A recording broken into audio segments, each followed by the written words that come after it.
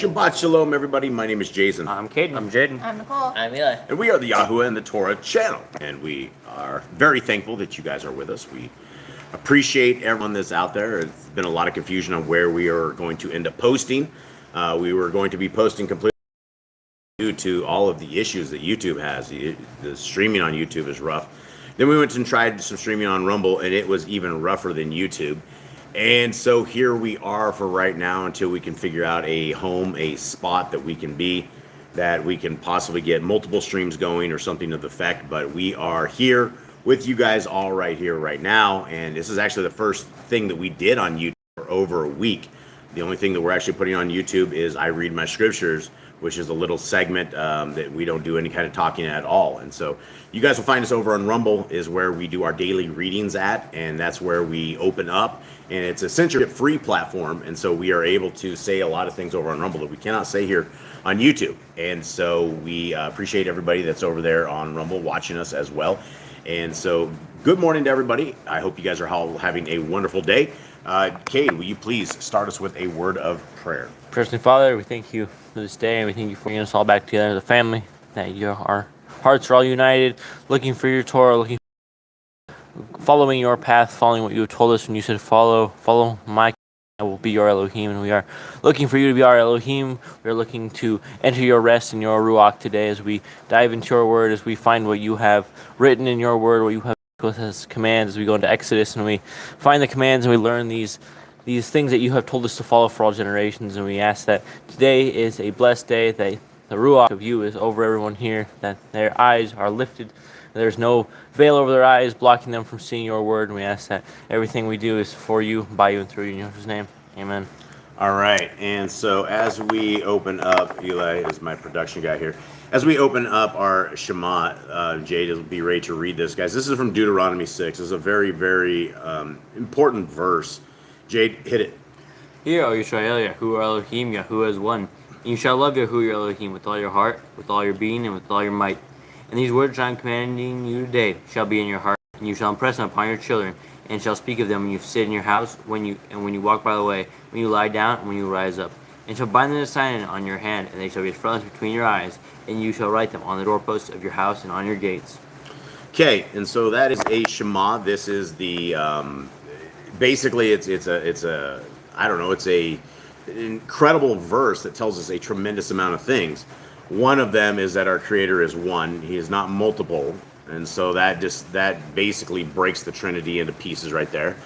It also tells us a set of rules or regulations that our Creator like us to have. And those rules are to love our Creator with all of our heart, with all of our mind, with all of our soul, with all of our being, with everything that we have. And you can lie to yourself and you can say that you do love our Creator with all your heart, mind, and soul when you take His laws and you bring them to naught. Bringing His laws and His ways to naught is as simple as tossing them on the tree, nailing them to the cross, saying they don't apply to you anymore, when it is very, very clear our Messiah, who there were no J's in Hebrew, so the man's name is not Jesus, but Yahushua, tells us very, very clearly that not one jot or tittle of the Torah will be gone until heaven and earth passes away. And we can all look out the window, and we can all look out and see the Shamayim. We can see the heavens, and we can see the earth. We can see everything before us. They have not passed away. And so either our Messiah says there's not one jot or one tittle, and what that means is there's no punctuation, there's no letters, there's no words, there's nothing that is taken away from this and never will. And when you read scriptures and you start at the beginning of the book, everything starts with generations. I want you to keep these laws, statutes, and commands for all generations. You're to keep them, your families keep them, your sons are to keep them, your sons' sons are to keep them, your sons' sons' sons are to keep them. It goes on and it goes on and on. There is never a time limit on any of this. And when we are forsaking the words of our Creator, then we are simply bringing everything to naught. We take Deuteronomy 6, and if you think that you're loving our Creator with all your heart, with all your mind, with all your soul, as you look at the world and smell like the world and taste like the world, we are deceiving ourselves, and we are not doing what it says we should do. Now, what we are going to do is we are going to go through the laws, statutes, and commandments that most of the world, I would say 95 to 98% of the world, does not care about.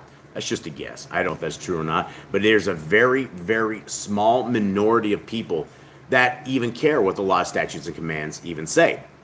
So what we do every we go through these, and we try to write the laws, statutes, and commandments on our heart, on our minds, and our souls. And as we are repeating these, this will bring these laws, statutes, and commands to muscle memory. You will not be ill-equipped to go out in this world anymore, because if you walk out your door and you do not have the physical armor of the Torah wrapping your body up, then you are a prey for the devil. You will fall into, and you might go out, you might go and decide you're going to order your steak medium rare or rare, and you might have blood all over it. You might not understand that one of the commands we have is not to drink blood, to eat the blood. And so you'll be sitting there out of covenant as you're sucking the blood of an animal, and we know from scriptures that life is in the blood. So if you do not know the Torah, then you will have walked out your door unequipped. You will walk out into this very rough world and you will have nothing on. And so this is why we are going over the laws, statutes, and commandments. This is why we read them as a group with all of you guys. And we hope that as you guys are continuing your quest through this world, seeking the kingdom to come, that these laws, statutes, and commandments are at the front of your eyes. You will not make a decision. You will not make a choice. You will not make something very illy timed by doing something outside of covenant of our Creator. So if you want to be in covenant with our Creator, it's simple enough. There's two ways. There's not two ways, but it takes two things. It's a recipe of two separate things. It's a road that you have to travel both sides of the road to make this happen. Revelation 14:12 tells us this, that to find the people who are saved, they're the people who are obeying the laws, statutes, and commandments, and the people that have the faith in our Messiah Yahushua, the leader who is coming to deliver us at some point, maybe in this lifetime, it may not be in this lifetime, but if we are unwise virgins, if we don't have oil in our lamps, then we're sitting here, and if he comes, we're going to be sitting here knocking on the doors. We're going to be looking for our Messiah, and our Messiah is going to tell us something. He's going to say, "Depart from me, you who are Torah-less, you who do not walk in the ways that my Father has told you to walk, you're not accepted into the kingdom to come." So if we want acceptance in the kingdom to come, that means we have to be unaccepted by this world. That means we have to look far different than what this world looks like, and we have to align ourselves with the kingdom walk. And so as we begin these laws, statutes, and commandments, as we read these slowly to you guys, please remember them. Write them on your heart, mind, and soul, because they guide to life. If you run into obstacles in your life that you do not know what to do, simply revert back to the Torah. And in the Torah, it will tell you guys all going on. Commandment number 1, be fruitful. Subdue it had dominion over the fish, fowl, and every living creature. And every tree is for food. Man and woman should build their own families. Master sin. Every clean moving thing that lives shall be food for you. Do not eat the blood. Walk before me and be perfect. Guard Yahuwah's laws, statutes, and commandments. And if you guys run into anything that doesn't make any sense as we're reading through these, guys, please, we always run into new folks here. I know there's most of you guys understand these. Most of you guys are very, very clear on these. But for those who dabble from Christianity into something else, these times things that don't make sense to people, because in the vision of Christianity, we've been told that these don't mean anything to us, when these are the things that should mean more than anything to us. Okay, continue on. Commandment 12, every male shall be circumcised at 8 days old. Teach your children the commands and guard the way of Yahuwah. Remember Yahuwah's name for all generations. Keep the Passover, Pesach. Keep the feast of unleavened bread, festival of matzah. There is one Torah for the stranger and one for the Hebrew. Sanctify all firstborn to Yahuwah. There are no mighty ones before Yahuwah. You shall not make graven images. Do not bring Yahuwah's name to naught. Keep the Shabbat. Honor your parents. Do not kill. Do not break wedlock. Do not steal. Do not make false accusations against your neighbor. Do not covet anything of your neighbor's. Do not make an altar from a rock that a tool has touched. Do not go up to the altar with steps. If a man steals cattle, he shall restore it 5 times. Yahuwah's laws for criminals. Do not lie with beasts. No sacrifice to other Elohim. Do not oppress a stranger, fatherless, or widow. Do not charge your brother interest. If you borrow your neighbor's raiment, return it to him before sunset. Do not curse the ruler of your people. Do not eat what is torn of any beast. Do not follow a multitude of evil. Do not judge unrighteously against the poor. Bring back your enemy's cattle if you find it going astray. Help the animals of your enemy. Stay away from rumors and gossipers. Take no bribes. Do not oppress a stranger. Love the stranger. Give your land rest in the 7th year. Do not mention any pagan names. Keep the feast of Yahuwah. Do not cook your goat in his mother's milk. Obey the messenger Yahuwah sends before you.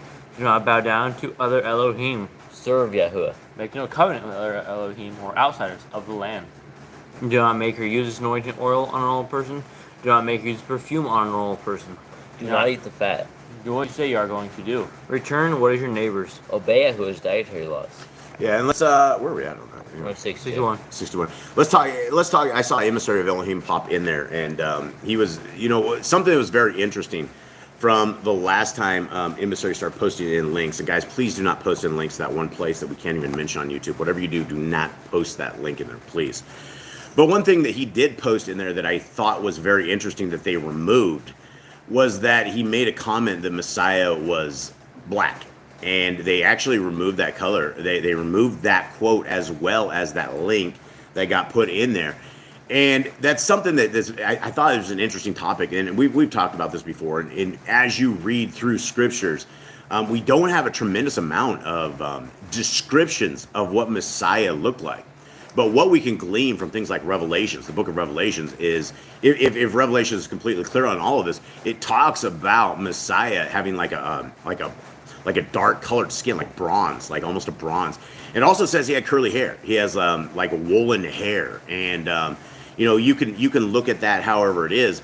But the reason that people get into this entire dispute, and we've talked about this before, because there's the people on YouTube, and I don't have any other word for them other than they call themselves the Black Hebrews, and I call them the angry Black Hebrews because I've never run into a batch of these guys that are very calm, that are very that just use only scriptures.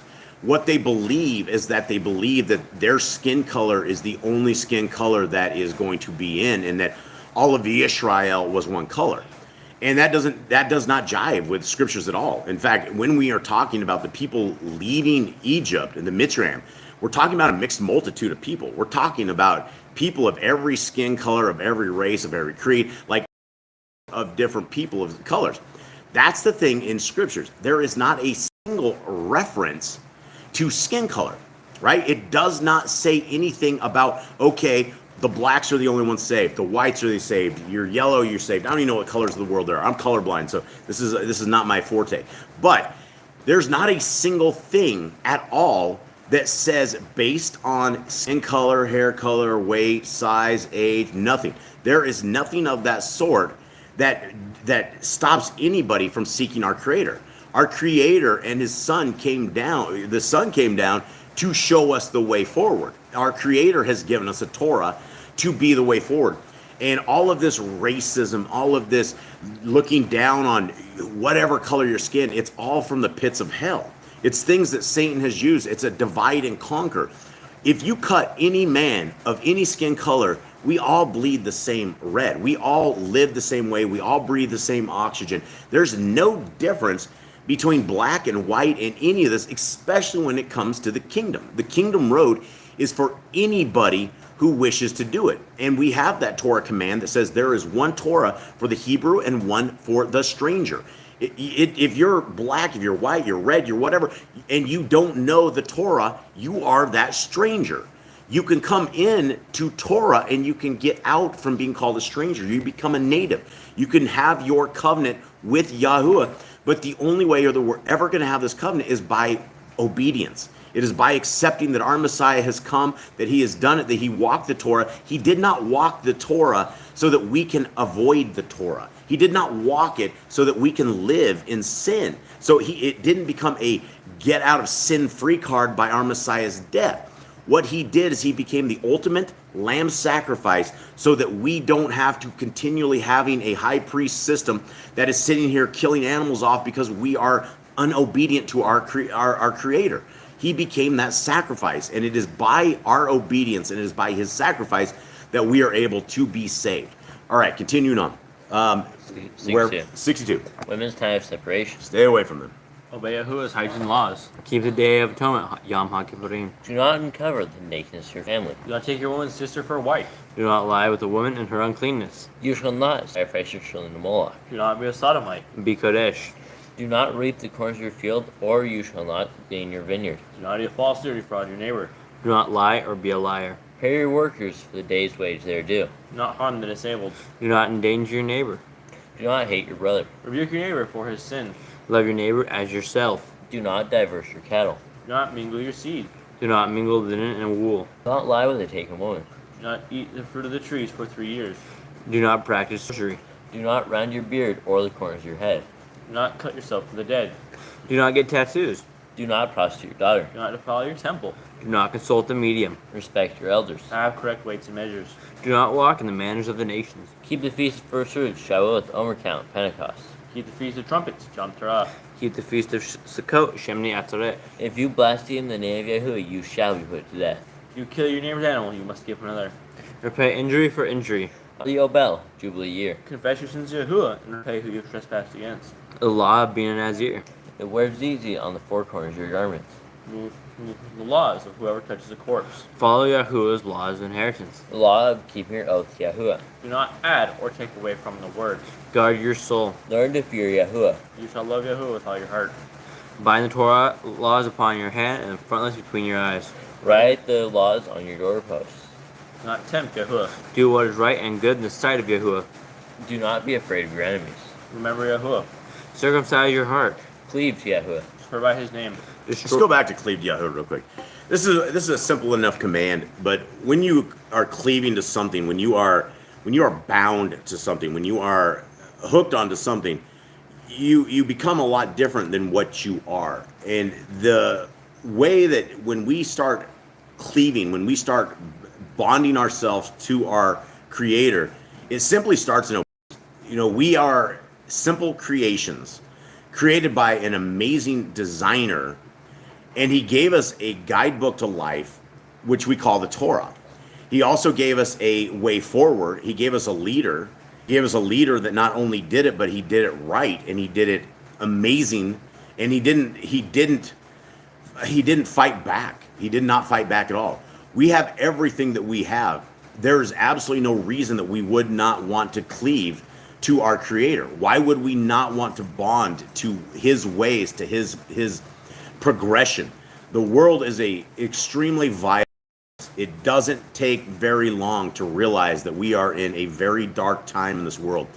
We walk amongst a world where the men have literally become women, women have become men. We have all of these insane wars. This is YouTube, so I won't speak about that are happening right now. So this is one of the reasons we want to get over to a free speech platform that we can talk about this. We need to right now be cleaving to our Creator. Right now, we need to be cleaving to his ways. We need to be grabbing the Torah, embracing the Torah, and reading this all the time. And guys, if you're just waiting for a Shabbat where you're hanging with us and we're just reading it in the middle of a jungle, guys, the codex is for everybody. The manuscript is meant for you guys. Don't let other people, even us, sit here and read to you guys when you guys have this same kind of scriptures. The scriptures that we're reading out today is called Yah's Scriptures. It's available free of charge in a PDF. Everybody can download the scriptures, but it does not matter the translation if you are not seeking his ways. The translation is only minute details. And yes, I realize that having the name of our Creator removed is not a minute detail. But the thing is, you can either call him God, you can call him Yahuwah, Yahweh, Yahuwah, however you want to call it. But if you are not obeying him, you are not cleaving to him. You are not doing what he wants you to do. Just like any of our parents, that when we were raised up, when we go against our parents, it wasn't a good time, right? It's not you don't get high-fived and clapped on the back when you're doing evil with your parents. People are disgruntled with you. Your parents are disgruntled with you. It causes chaos in there. It does the same thing to our Creator. If you think our Creator enjoys watching his creation act like the world, become vile like the world, eat unclean foods, and look just like the world, he's frowning just like our parents frown. He's disturbed because he wants us all back. And there's no way we're ever getting back if we do not cleave to our Creator, if we do not love Him with every last aspect of our heart, our mind, and our soul, which He gave to us, which is what we need to give back to Him, everything. There's no reason not to. All right, 120, swear by His name. Destroy graven images. Do not make an idol of Yahuwah, as the pagans do to their Elohim. Rejoice in all Yahuwah has blessed you with. Do not do what is right in your own eyes. Do not hearken to the words of the false. Make any baldness between your eyes for the dead. You shall not eat any abominable thing. Give to the stranger clean food out of itself, but you shall not eat of it. Give tithe your increase of seed year by year. Torah, laws of the end of the 7-year lease. Do not borrow from the nations. Do not harden your heart, nor shut your hand from the poor.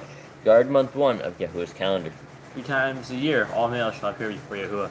You shall make judges and officers in all your gates. Do not plant Asherah poles near the altar. There must be 2 or 3 witnesses. Hearken unto the Nabite prophet Yahuwah has chosen. The Nabite prophetess of Deuteronomy. Do not remove your neighbor's property line. How to deal with false witness among Torah keepers.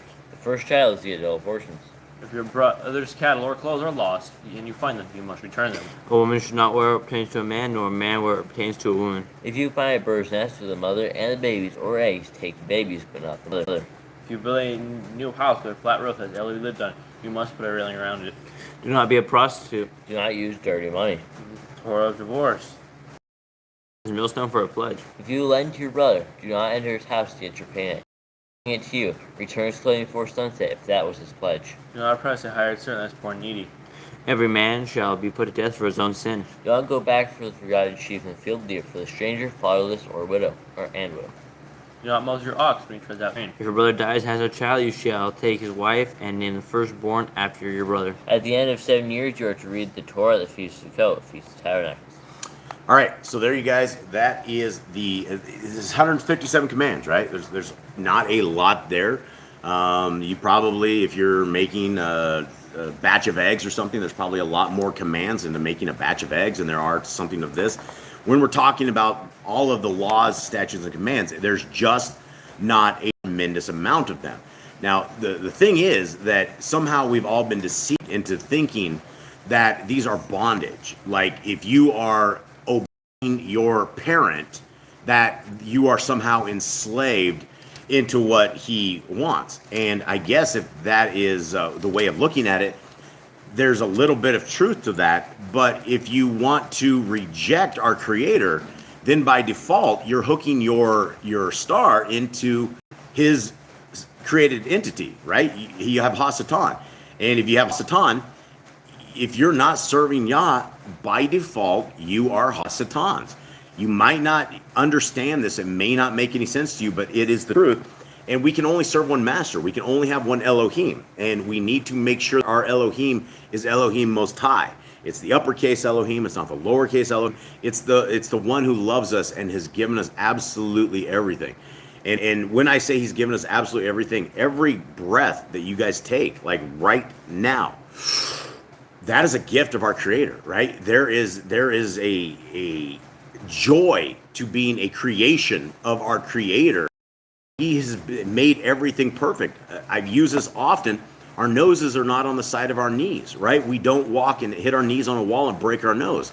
Everything that we have is positioned in a place that is exceptional, that is a sign of amazing ingenuity and amazing engineering. And that is who our Creator is. He's perfect in every way, and he's well thought out. Everything that we can possibly think that is going to hurt us or corrupt us, he has already thought through this. He's already knows all of this. We're just in the middle of the game, and we need to play by his rules because he's the game master. So here we go. All right, so we are in the book of Exodus right now. We are in the book of Exodus 19. At the bottom is Yah's Scriptures. Yah's Scriptures is a free scriptures that is available completely for free. And the translation at the very top is the Targums. Why'd you look at me, Mystical? Did you have something? I have it. Okay. All right. So let us begin into this, and let me see what Jeremy's saying there. 600. Yeah. We went over this before. The 613. I don't know where the Jewish folks got all of this stuff. And there's something else I was talking about as well. And I'm just gonna say it. When you are in a religion, it doesn't matter what religion it is. It doesn't matter if it's Catholics or the Baptist or Presbyterian or Judaism, right? If you're in the book of Judaism, if you are in the religion of Judaism, we went over this week in the book of the Talmud. And the Talmud is not a book. The Talmud is many books. And when you read the Talmud, there are things inside the Talmud called the Kabbalah, the Zohar. It also has a thing called the Sanhedrin. Inside of the Sanhedrin, and I was discussing this again, if you say that you are a Jew, right? If you are saying that you are a Jew, you are hooking your way of doctrine to what Judaism believes. In Judaism, the Sanhedrin 25b, a man can have sex with a girl that is 3 years old and 1 day. I read that and I did a video. I stuck that over on Rumble. There's a bunch of little videos over there. That is not right. Now, when I was talking to Brother Glenn's like, hey, Muslims are the exact same way. They allow you to marry a child that is 3 years old. Now, if you say you're a Jew, but you don't believe in that, well, you're still a Jew. And so the people that teach Judaism believe in that. And so if you are wanting to throw your basically say, I'm a Catholic, okay, well, if you are a Catholic, you have to realize that what they do in Catholicism is against scriptures as well. You cannot show me one single religion that does not violate scriptures. When you have these guys write down what we believe as a church, and every single church has their little doctrine that they write down, we're going to start violating Deuteronomy 4:2. We do not want to add, we do not want to take away from the Torah at all, and we don't want to be in a religion. And if you are thinking that one religion is above another religion, guys, they all think the exact same way. They all have doctrines of men that will lead people into hell. And simply look, whatever religion you are you worshiping on the seventh day? Do you literally have a day that you're taking off that our Creator has said, and you're not just making it a Sunday, right? The Christians will all go, well, we can change it to Sunday. We can do whatever day we want to do.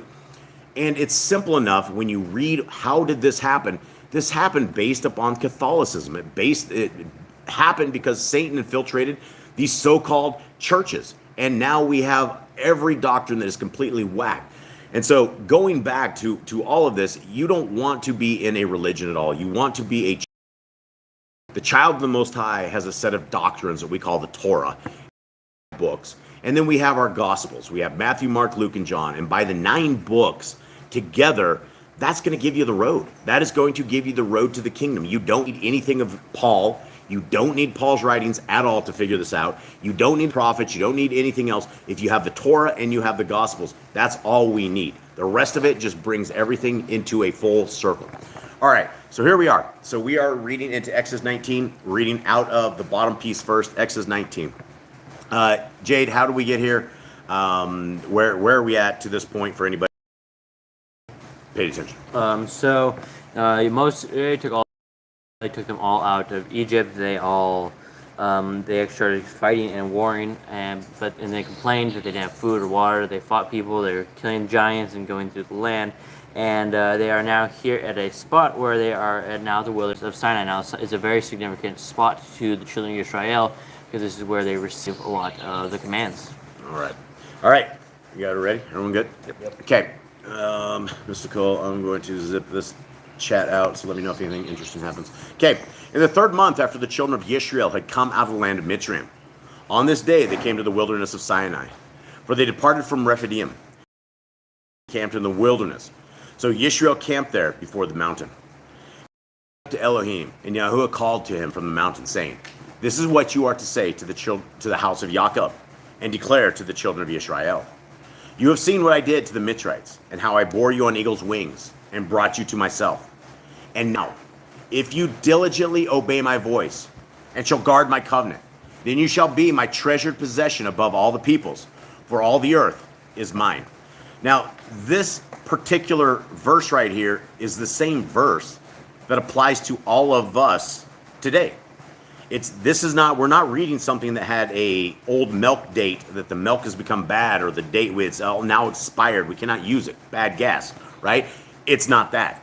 This is for all time, for all generations. Not a word of the Torah or the words of our Creator will ever fall, right? Heaven and earth still exists, so that we must know that if we will diligently obey Yah's voice and shall guard his covenant, then we shall be his treasured possession above all the peoples. Now that's a beautiful promise. That's something of substance that all of us have. 6, and you shall be to me a reign of Kohanim and a Kodesh nation.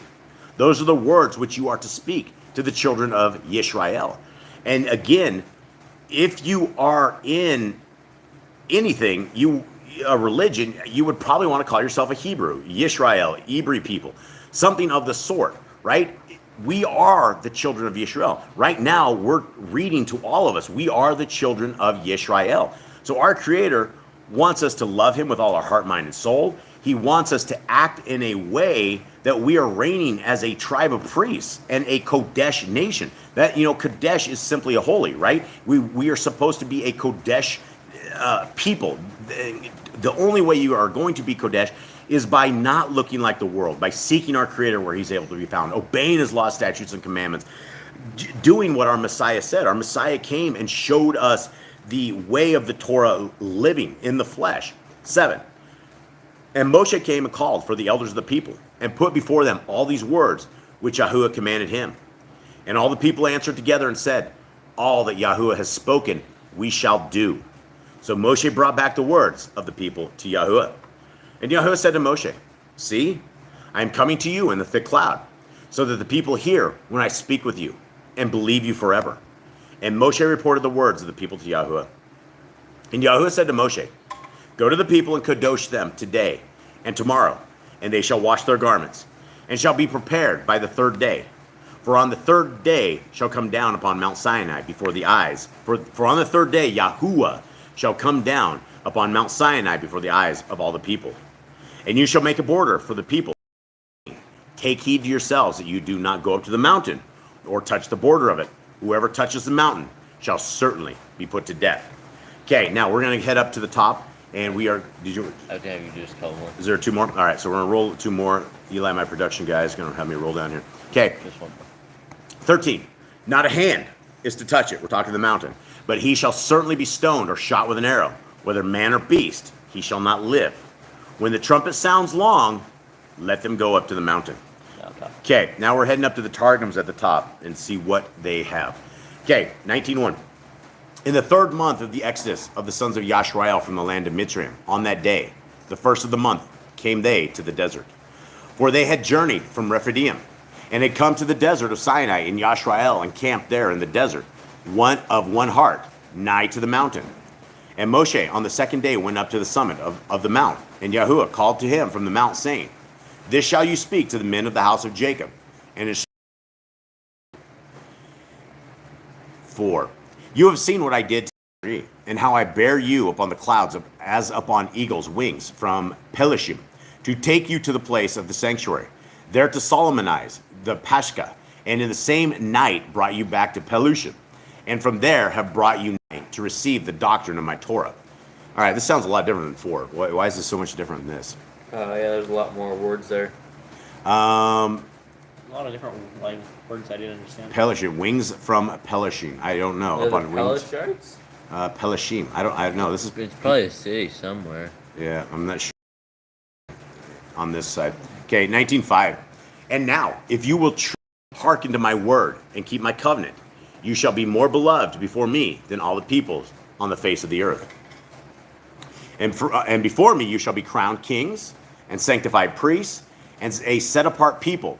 These are the words you shall speak to the sons of Yashrael. And there's that word Kodesh as part of set-apart people. And that's what we're always talking about, and why we're always trying to remind folks that if you are looking like the world, if what the world sees in you looks just like the world, then we're not set apart.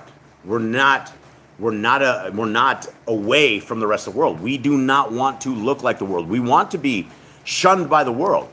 Messiah even said it. If they hate us, it's because they hated him as well.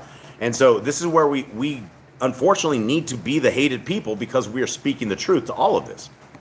Okay, 7. And Moshe came that day and called the elders of the people and set in order before them all the words which Yahuwah had commanded. Excuse me. And all the people responded together and said, all that Yahuwah has spoken we will do. And Moshe carried back the words of the people before Yahuwah. And Yahuwah said to Moshe, behold, on the third day I will reveal myself to you in the depth of the cloud of glory, that the people may hear while I speak with you, and believe in you forever. And Moshe delivered the words of the people before Yahuwah. And Yahuwah said to Moshe on the fourth day, go unto the people, and prepare them today and tomorrow. Let them wash their raiment. And he be prepared on the third day, for on the third day Yahuwah will reveal himself to the eyes of all the people upon the Mount of Sinai. And you shall set limits for the people, that they may stand round about the mountain, and shall say, beware that you ascend not the mount, nor come near its confines. Whoever comes nigh the mount will be surely put to death. Touch it not with the hand, for he will be stoned and hailstone, or be pierced with arrows of fire. Whether beast or man, he will not live. But when the voice of the trumpet is heard, they may go up forwards toward the mount. Okay, now we're heading back to Yah's scriptures at the bottom here. You think they had people on standby? They had like a whole bunch of archers standing around, like if you go into the mountains, you got to shoot them. Probably, I would imagine. I They don't know, probably they said did. like arrows of fire, like stoned with hailstones. They might have been like actually Yahuwah attacking them if they went to the mountain. Well, they had a commandment there too, that if anything touches the mountain, to kill it. And so, I mean, these are the commands of the people. So there was probably some Phineases hanging out, waiting for somebody to mess this one up. Okay, 14. And Moshe came down from the mountain to the people and Kodesh the people, and they washed their garments. And he said to the people, be prepared by the third day. Do not come near a wife. And it came to be on the third day in the morning that there were lightnings and a thick cloud on the mountain, and the sound of the ram's horn was very loud. And all the people who were in the camp trembled. And Moshe brought the people out of the camp to meet with Elohim, and they stood at the foot of the mountain. And Mount Sinai was in smoke, all of it, because Yahuwah descended upon it in fire. And its smoke went up like the smoke of a furnace, and all the mountain trembled exceedingly. And when the blast of the ram's horn sounded long and became very strong, Moshe spoke, and Elohim answered him by voice. And Yahuwah came down upon Mount Sinai, on the top of the mountain. And Yahuwah called Moshe to the top of the mountain, and Moshe went up.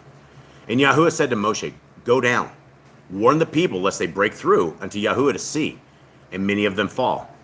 And let the Kohanim who come near Yahuwah kadosh themselves too, lest Yahuwah break out against them. And Moshe said to Yahuwah, the people are not able to come up to Mount Sinai, for you warned us, saying, make a border around the mountain and kadosh it. And Yahuwah said to him, come, go down, and then come up, you and Aaron with you. But do not let the Kohanim and the people break through to come up to Yahuwah, lest he break out against them. And Moshe went down to the people and spoke to them. So it sounds like they took it, right? They make a border around the mountain and kadosh it. So they put a wall or something. yeah, well, they probably, the wall was probably the people or something, that you can make a border out of people as well. Okay, all right, so heading back up to the Targums at the top. And Moshe went down that day to the people and prepared the people, and they blanched their clothes. So I'm guessing blanched means cleaned their clothes, probably, old school word. Blanched, is that like the new school bleached, blanched? Is that what it is? Maybe There's not. a thing in blanching too, like when you cook. So I don't know. I don't know. We don't know what that is. Okay, 15. And he said to the people, be ready for the third day. Abstain from the marriage bed. And it was on the third day, on the 6th of the month, in the time of the morning, that on the mountains there were voices of thunders and lightnings and mighty clouds of smoke, and a voice of a trumpet exceedingly loud. And all the people in the camp trembled. And Moshe brought forth the people from the camp to meet the glorious presence of Yahuwah. And suddenly Yahuwah of the world uprooted the mountain and lifted it in the air, and it became luminous as a beacon, and they stood beneath the mountain. All right, so we either have leaven or something completely different from what is this. Okay, so what are they saying here, folks? So Like mountain was the like a floating The island. mountain rose, and they all stood under the mountain. Okay, do we find, well, this is one thing that people should understand, is this is not in regular scriptures, right?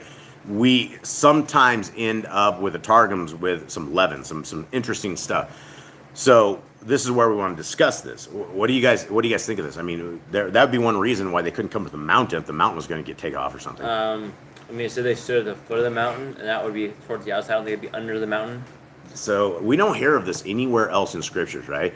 We hear of other stuff, right? We hear of And like. and how's Moses supposed to get down if the thing is floating? Well, I mean, I'm sure the mountain's going to go down at some point, but we do not hear of any other account in scriptures of a mountain lifting up, right? All throughout the rest of scriptures, not just particularly here in Exodus, but you know, when people talk about it, like the Red Sea or crossing the Red Sea, or this is what it was, miracles, nobody ever talks about the mountain being lifted up. So this is probably one of these things that you could probably put in the old leaven jar. I don't know. We don't know if that's true or if it's not true, but it is one of these things that is not in scriptures, and we want to make sure that when things are not in scriptures, that we address it. That way we are not deceiving the people somehow, you know, people thinking that this is the way it is. If it is not in scriptures, I do not believe it. I mean, I will put it as a grain of salt. I'm like, okay, maybe the mountain lifted up. That's very interesting. If I ever run across this again that says something like this, then maybe I'll go, okay, wow, maybe there's some truth to this. But we don't know. And so we don't want to confuse anybody. So true or false? Think the mountain lifted up or not? I mean, I think it would have mentioned, you know, and everything has been mentioned, the miracles that they've done before, they've seen. I think they would have mentioned, and they saw the mountain lift up, and they were all scared of the mountain lift up or something like that. They might not have been building a calf. So you don't think it's you think it's false, Jade? I think it's false. You like Probably false. probably false, Nicole? I'm probably leaning that way as well. We don't know. Okay, 18. And all the Mount of Sinai was in flames, for the heavens had overspread it. And he was revealed over it in flaming fire, and the smoke went up as the smoke of a furnace, and all the mountain quaked greatly. And 19. And the voice of the trumpet went forth, and grew stronger. Then Moshe spake, and was answered from before Yahuwah with a gracious and majestic voice, and with pleasant and gracious words. And Yahuwah revealed himself. And this is we don't know this. We've never heard spoke with a gracious and majestic voice, right? What do we know of this event? It's loud. It's loud and like thundering. Right, and it scares the living heck out of all these guys, right? These guys are all scared to death to the point where this is a little too much for them, right? They might be on overload right here. And I find this interesting here because I think if this account was correct, that Yah spoke with a gracious and majestic voice, that I don't know if everybody would be as scared as they were.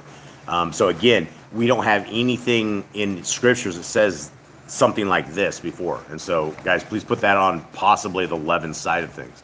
Okay, 1920. And Yahuwah revealed himself on Mount Sinai upon the summit. Yahuwah called unto Moshe from the summit of the mount. Then Moshe went. What does R20 say? Does it say he revealed himself in there? And it says, R20 in Yah's scriptures at the bottom. I just want to reread that. And Yahuwah came down upon Mount Sinai on the top of the mountain. And Yahuwah called Moshe to the top of the mountain. And Moshe went up. So I guess that is revealing himself. Would Moshe go up if it was in the air? Maybe he got on it before it went up. Maybe he like or something. I don't know. Okay, 21. And Yahuwah said to Moshe, descend and warn the people, lest they come directly before Yahuwah to gaze, and many of them fall. It's gonna be hard to see. That's what I was gonna say. So I don't know what in the world's going on with that. This is probably a little chicken bones here. How high did the mountain go up though? It's like How high it doesn't matter how high when a mountain's lifted off the ground. That would be a spectacle, right? The ground would be what would be under the mountain. That's the thing. There's gonna be a hole. They just rip some of the ground. I mean, who knows? This is totally different. Okay. 22. The priests also who approach to minister before Yahuwah must be sanctified, lest Yahuwah destroy them. And Moshe said before Yahuwah, the people cannot come up to Mount Sinai because you did instruct us, saying, make limits to the mount and sanctify it. And Yahuwah said to him, go down and then ascend, you and Aaron with you, but let not the priests or directly come up to gaze before Yahuwah, lest he slay them. And Moshe went down from the mountain of the people and said to them, draw nigh and hear the Torah with 10 words. Okay, so is that it? Yeah. Yep. That is it for this thing. All right. Well, everybody, to anybody that's still with us, that is the end of today's reading. That is, hopefully there's no confusion there in any of the stuff. The Targums definitely gives us some things to think about. And, that's why we read the Targums, so that we have things to think about, things to talk about. And,